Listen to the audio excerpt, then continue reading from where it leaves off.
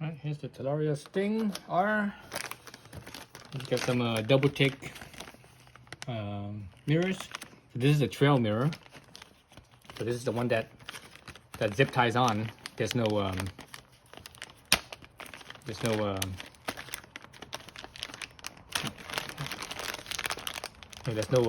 regular mount where, you know, like on a motorcycle you have a little screw to mount, put in the mirror for the mirror stem. This one is just, right, it's just the mirror, and the back is just this little concave spot right there for to attach onto your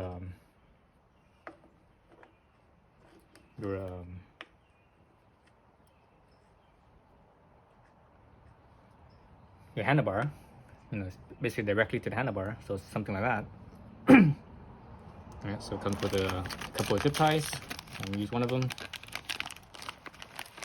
It also comes with what looks like just like heat shrink tubing. Yeah, it is heat shrink tubing. Oops. So there's a little section of heat shrink tubing, it looks like, right here.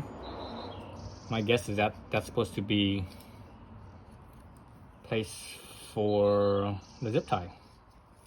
Things like that. So once you zip tie it on, instead of the zip tie, because it's plastic, it slides, you know. So the rubber, the heat shrink tubing will be on the handlebar, so that way it doesn't slide. So there's a concave, but there is an angle. You can't see that angle. It kind of tilts a little bit. So you want it to be so that way it tilts outwards, right? Because if it tilts inwards, you're gonna be looking at yourself, right? So it has to tilt outwards like so. Yeah. So let's stick this in like so.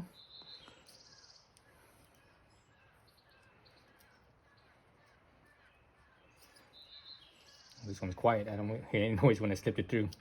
That's interesting. Yeah, I don't hear any noise at all when I slip it through. Let me get this heat shrink tubing on this buckle inside here.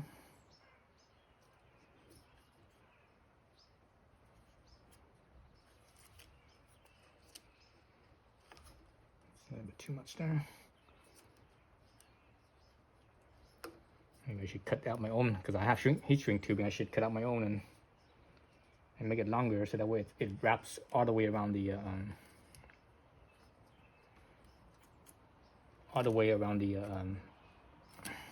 handlebar, instead of just only one third of the handlebar.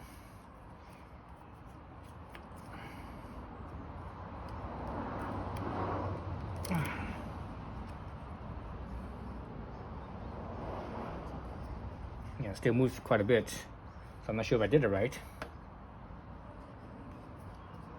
or if that heat shrink tubing is supposed to be on the cradle side of this. So that could be a possibility, but actually my zip tie is still kind of loose.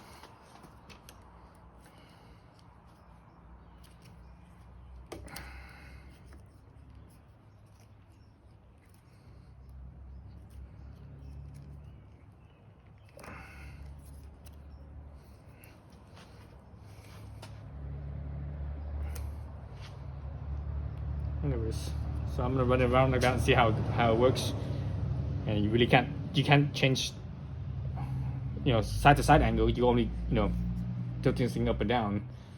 And obviously you could look at this from below your arm. So when you're looking down at it, then your arm's gonna be, you know, across, going above it. So you're gonna look down from below the arm. So your arm's right here, and the view's gonna be below the arm, like that. Anyways, so that's it. Easy peasy. Okay, so I took for a little test spin real quick, and it wasn't as stable. You know, when I put it on, I put it up right here, because right here the angle, you know, it looked too much sideways. Instead of looking, you know, as much behind me as possible, it's like looking at one lane over, which I don't necessarily want. I want something to look as behind me as possible. So I had to slide it over to where the bend is right here. You know, because of that, it's a little bit looser. And I tried to tighten it up. It was still, even when it was over here, it was still kind of, you know, it wiggled around a little bit, you know, especially when you like hit a big bump or something. So I did is I took the original little shrink wrap right here. I placed it underneath, right? Then that's what you see right here is going across underneath the base. And I put my own shrink wrap all the way around. I wrapped it all the way around, right? All the way around.